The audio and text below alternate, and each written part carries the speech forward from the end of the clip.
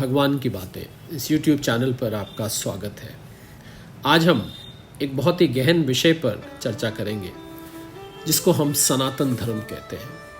और हम सब भारतवासी, ज़्यादातर जो हिंदू धर्म से हैं, वो सब सनातन धर्म उन्होंने एक दफ़े सुना जरूर है। वो सनातन धर्म से आते हैं ये और बात है, पर उन्होंने इसके बारे में सुना है। खासकर जो यंग जनरेशन है, जो नए बच्चे आए हैं या जिनको मालूम नहीं कि सनातन धर्म क्या है, उनको ये भी नहीं पता कि हम सनातन धर्म से जुड़े हुए हैं, उनको ये भी नहीं पता कि सनातन धर्म की क्या परंपरा है। तो आइए आज इस सनातन धर्म के बारे में संक्षेप में कुछ चर्चा करते हैं। अक्सर इस सवाल को उठाया जाता है कि हिंदू धर्म को सनातन धर्म क्यों कहते हैं, क्या है सनातन का असली अर्थ, सनातनी रहस्य का चोला आखिर हिंदुत्व व्यवहार को ही क्यों प्राप्त है, क्या हिंदू धर्म की कोई उत्पत्ति विषयक व्याख्या भी हो सकती है। ज़्यादातर धार्मिक प्रसंगों की टिप्पणियों के दौरान सनातन का मतलब समझाने को भी कहा जाता है और इसके प्रसंगों को समझने की पुरजोर कोशिश भी की जाती है, किंतु पूर्वाग्रह अक्सर इसका सही जवाब देने से रोक देते हैं। आज हम इसी सवाल को थोड़ा गहराई में समझने की कोशिश करेंगे। सनातन का अगर आप शाब्दिक अर्थ, जिसको लिटरल मीनिंग लेते हैं, तो वो तो जग जाहिर है। इसका सामान्य रूप से मतलब होता है जो हमेशा से मौजूद रहा है, यानी जिसकी उत्पत्ति और जन्म से किसी का कोई सरोकार ना हो, और वो वस्तु या व्यक्ति या सिद्धांत नित्य हो, यानी अजन्मा, जैसे धर्म या जीवन पद्धति जिसके विकास की धारा अनवरत रही हो। आप किसी भी एक ऐसे देवता का नाम नहीं ले सकते जो हिंदू सनातन परंपरा का जन्मदाता हो। ऐसा कोई शख्स ये दावा नहीं कर सकता कि उसने अपने प्रयत्नों से सनातन धर्म का निर्माण किया हो, और इसीलिए ये सनातन कहलाता है।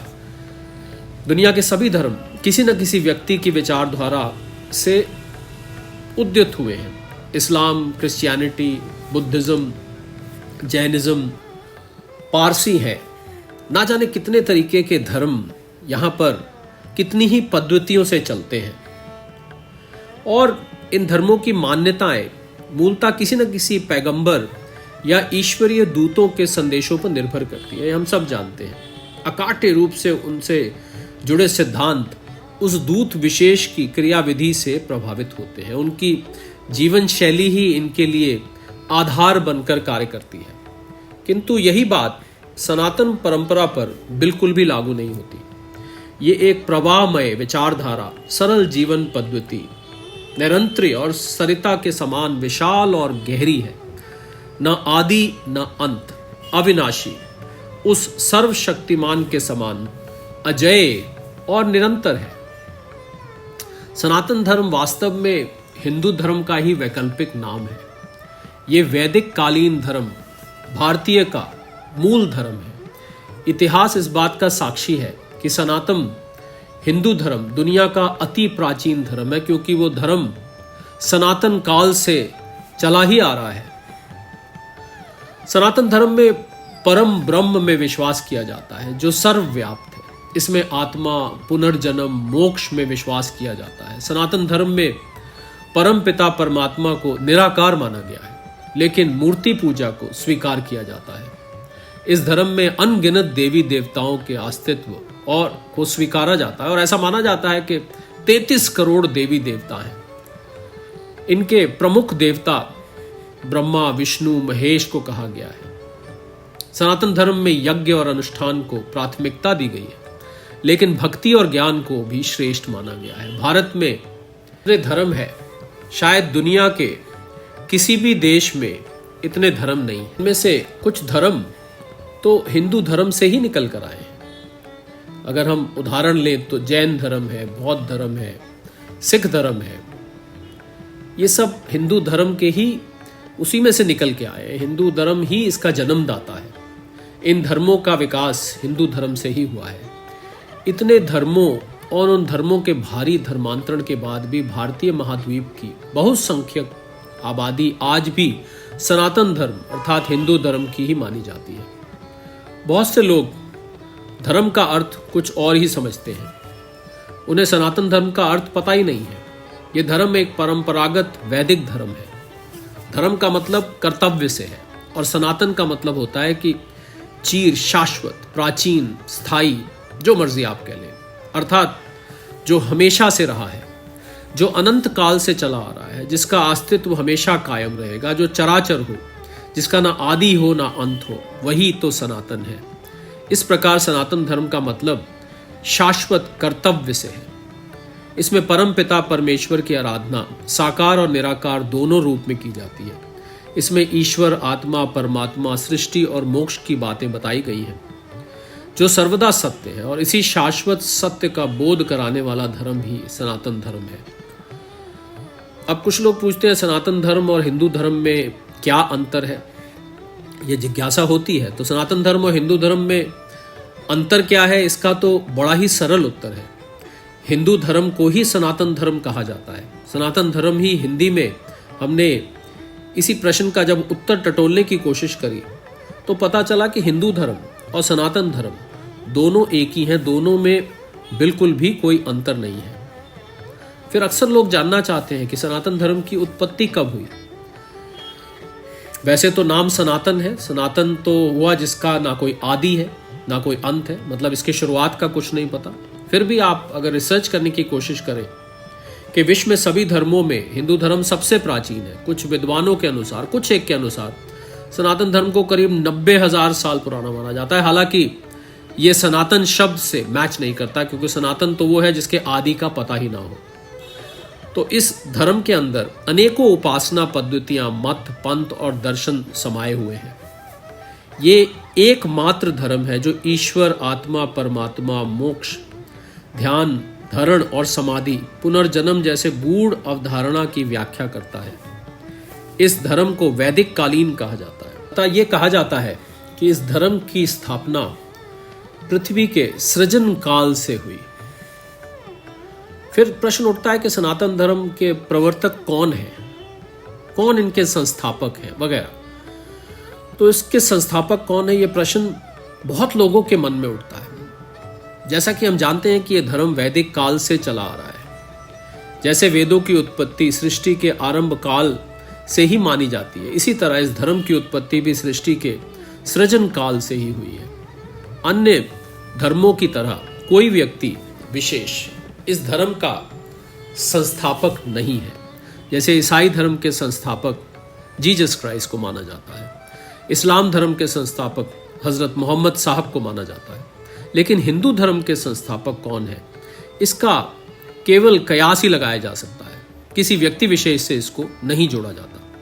कुछ विद्वानों के अनुसार वेदों की उत्पत्ति के साथ ही इस धर्म की भी शुरुआत हो गई थी, तभी तो इसे वैदिक धर्म भी कहा जाता है।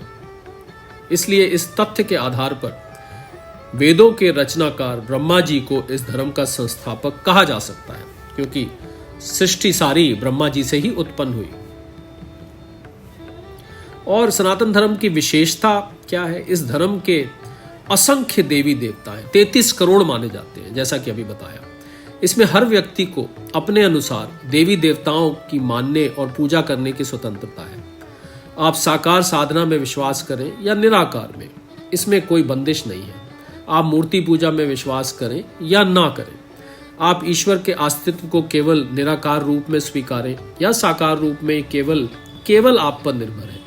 इसलिए आप बाध्य नहीं है। सनातन धर्म की विशेषता है कि इसके उपासना पद्धति में स्त्री और पुरुष दोनों को समान स्थान प्राप्त है। यहाँ तक कि इस धर्म में नारी का स्थान पुरुषों से पहले रखा गया है, जैसे सीताराम, उमा शंकर, राधे कृष्ण आपने सुना होगा। इस धर्म में किसी को बड़ा या छोटा ऐसा नहीं माना जाता। और सनातन धर्म किसी व्यक्ति विशेष द्वारा क्योंकि प्रतिपादित नहीं होने के कारण इसमें कोई वैचारिक कट्टरता नहीं दिखाई देती। ऐसा नहीं है कि जिस धर्म को मानने वाले अधिक हैं वही सबसे बड़ा धर्म है और जिस धर्म को मानने वाले कम है वो छोटा धर्म है। इसमें हर धर्म के प्रति सहिष्णुता और सम आदर का भाव रखा जाता है। आपको कुछ ऐसी जानकारी सनातन धर्म के बारे में देते हैं जो शायद आपने ना सुनी हो। तो बहुत प्राचीन काल में इस धर्म के लोग मुख्य रूप से 5 भागों में बटे नजर आते थे। कालांतर में अलग अलग अवधारणा की समाप्ति हुई तथा 2 ही संप्रदाय शेष रह गए, शैव और वैष्णव। इसमें बताया गया कि सबसे बड़ी शक्ति परम पिता परमेश्वर है, जिसमें आप शिव कहें या विष्णु कहें। तो वो 5 जो पहले होते थे, उसमें पहले होते थे गणपत्य, ये भगवान गणेश को अपने अधिपति मानकर उनकी ही पूजा करते थे। दूसरे होते थे शैव, ये समुदाय भगवान शिव को आराध्य मानकर उनकी आराधना करते थे। फिर होते थे वैष्णव, भगवान विष्णु के उपासक वैष्णव संप्रदाय कहलाते थे। फिर सौर, जो सूर्य को ही सर्वोच्च मानते थे, केवल सूर्य की ही पूजा करते थे। और शाक्त, मां शक्ति के उपासक शाक्त समुदाय कहे जाते थे, क्योंकि ये पांचों को भगवान की उपाधि दी गई है। शंकर, पार्वती, गणेश, विष्णु। शंकर, पार्वती, गणेश, विष्णु और सूरज भगवान। फिर सनातन धर्म की आपको 7 कुछ रोचक बातें बताते हैं जो शायद आपको ना पता हो।